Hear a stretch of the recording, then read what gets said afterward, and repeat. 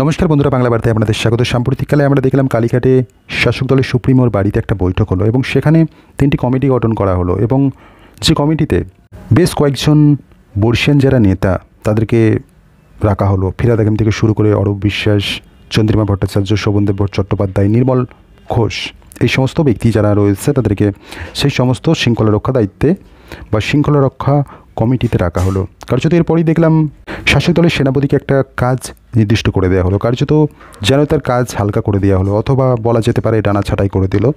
তিনি শুধুমাত্র দিল্লির রাজনীতি নিয়ে কথা বলতে পারবেন বা বলবেন, এই বিষয়টা আলাদা করে তাকে নির্ধারণ করে দেওয়া হলো।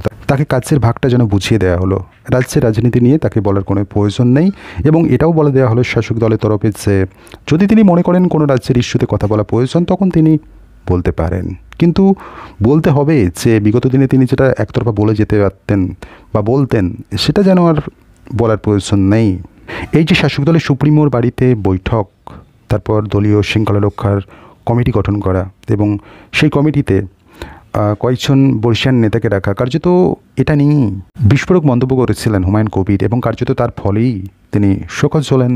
তিনি এরকমটা বলছিলেন যে এই যে শাসক দলের সুপ্রিমো এই যে বর্তমান পদক্ষেপগুলো নিচ্ছেন সেগুলো কিছু নেতা রয়েছে শাসক দলে, তিনি কাদের ওপর ইঙ্গিত করতে চাইছেন সেটা একটুখানি ভাবলেই বোঝা যায় যে তারা এই শাসক দলের সুপ্রিমোকে কান ভাঙাচ্ছে। কার্যত এই কারণেই তিনি এই সমস্ত করছেন এবং সাথে তিনি এই অভিযোগটা তোলেন যে শাসক দলের সেনাপতিকে কোণঠাসা করার চেষ্টা হচ্ছে।